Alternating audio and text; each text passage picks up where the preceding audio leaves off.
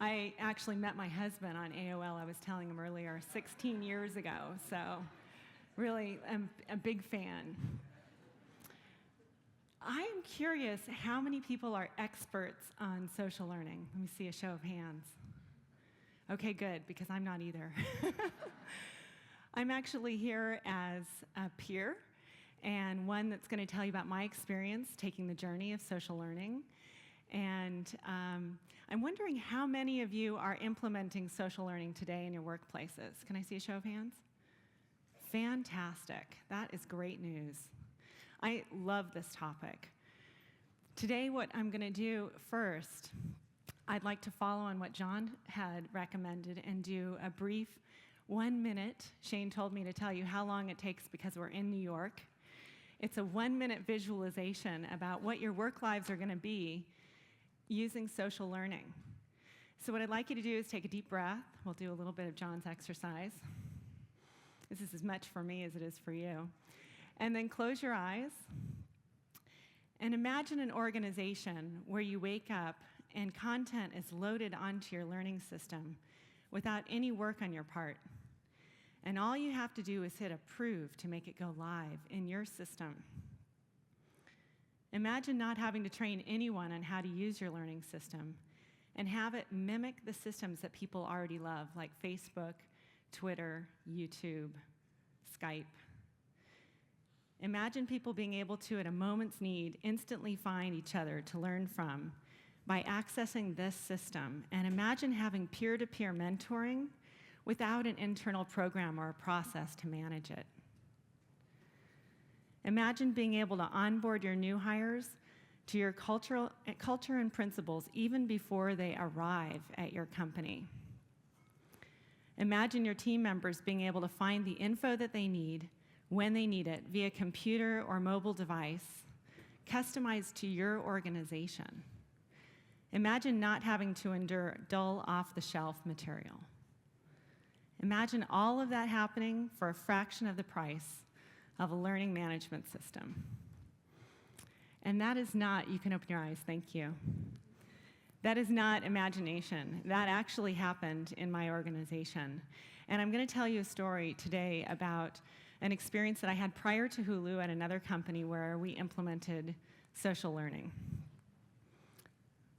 So today we're going to talk about the landscape of social learning and what's the difference between social learning and e-learning. I get that question a lot.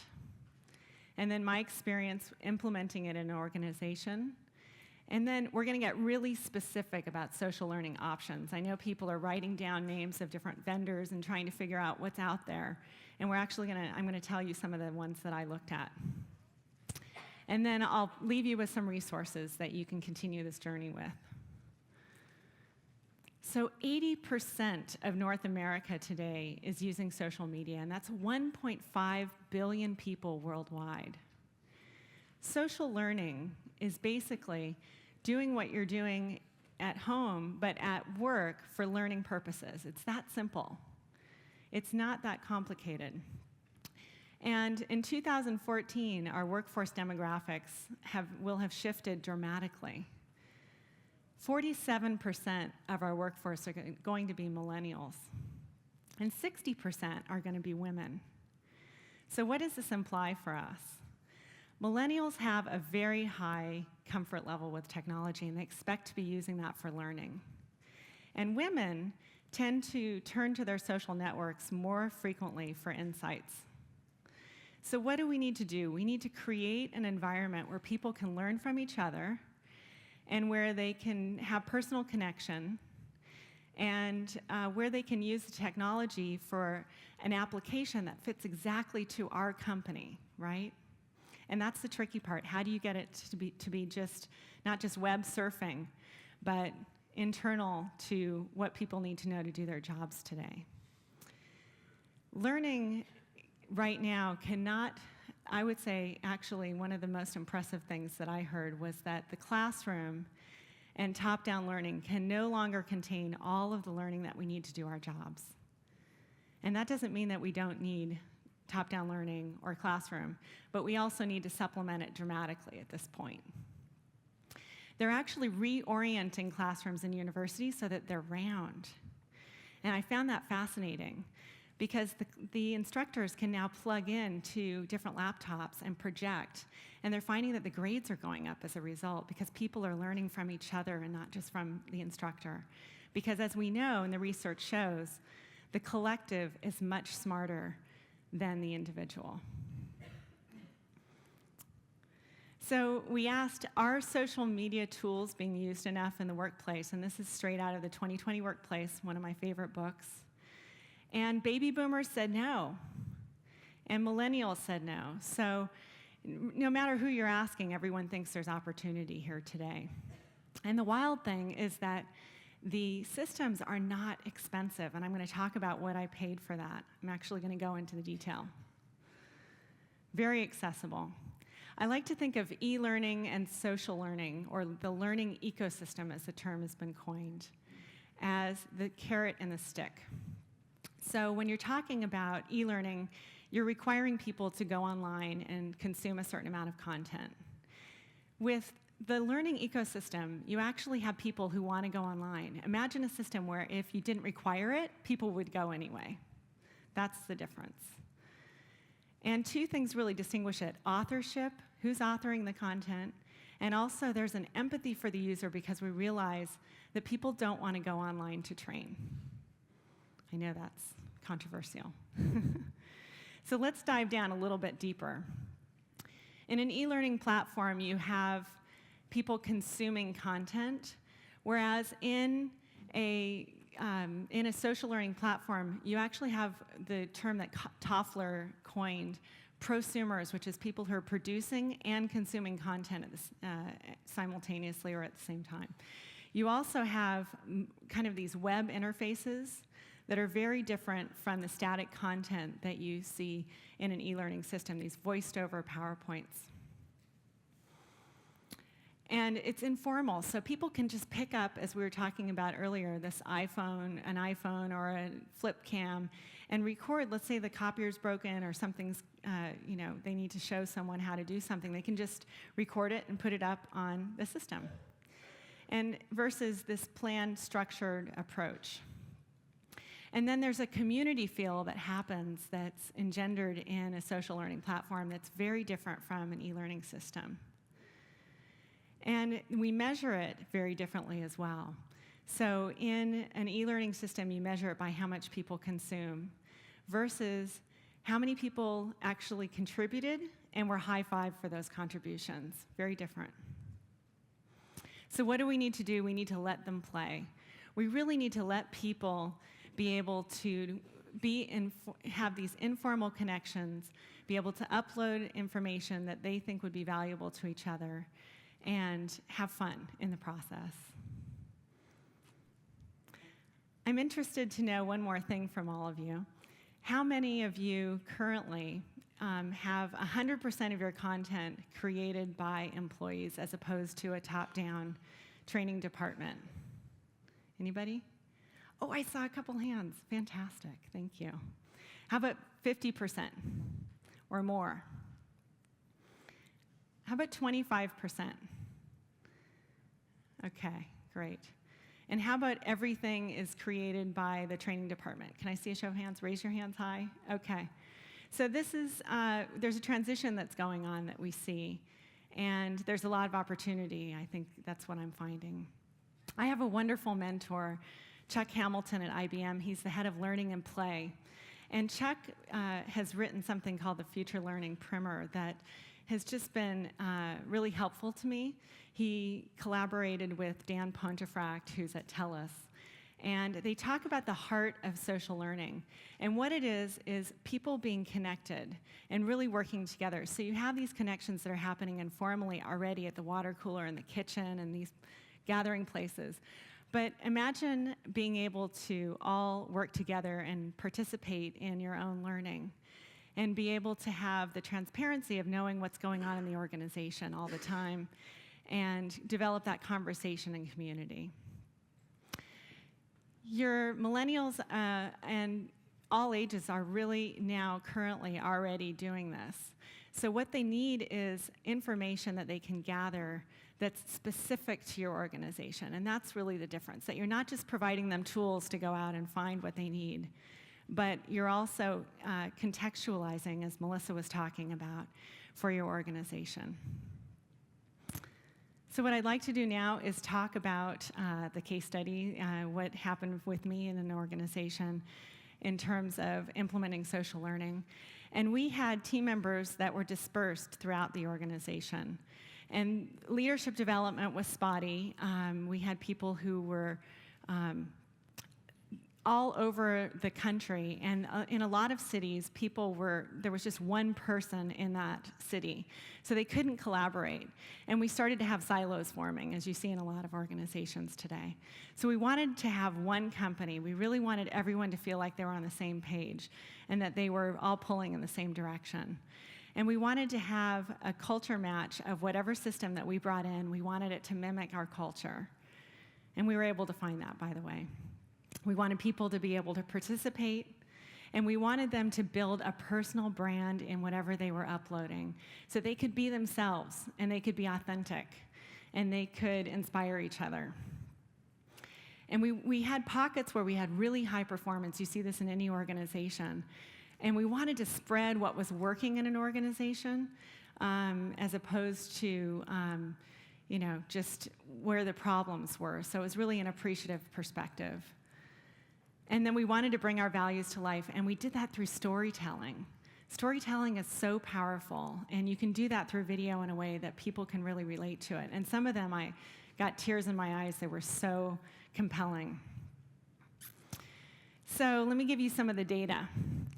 It took me, with help, of course, throughout the organization, 6 weeks to get my system ready to deliver and actually turn on for everyone.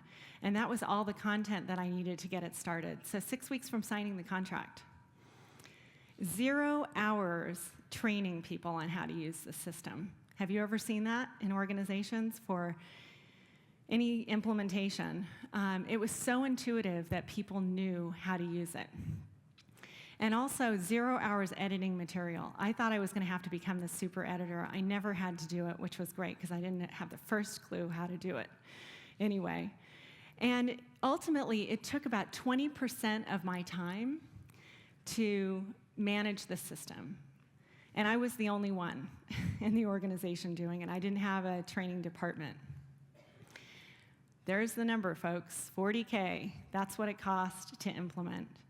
And I know of a major airline that just implemented a pilot of the same platform for 10. So there's no reason that we can't afford to do this today. E-learning, I know a major entertainment studio that just spent $16 million on their e-learning system. And then the next year, they spent $8. So let's rethink. We had 1,582 modules that were viewed by 521 employees within the first year. And that's 242 videos that they made themselves and uploaded to the system. 3,000 views, 147 web links and documents. So this is a system that you can put web links, documents, or videos on. And that was 10,000 logins for 521 employees in 12 months. So really, I think, goes to show you that it's not that hard. What did we upload? So I asked them for tips and tricks to be able to do their jobs better. And also, what did they learn the hard way that other people could benefit from? This is really great because we were acknowledging that it's okay to not be perfect.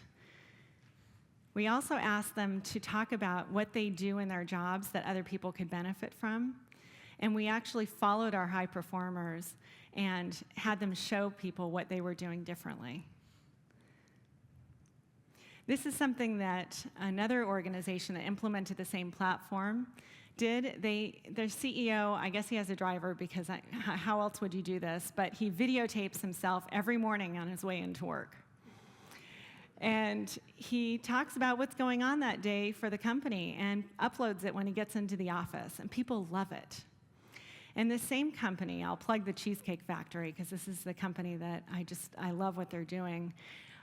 They also tell their employees what they need in terms of a training program, and then they offer an iPad for the best program that's submitted.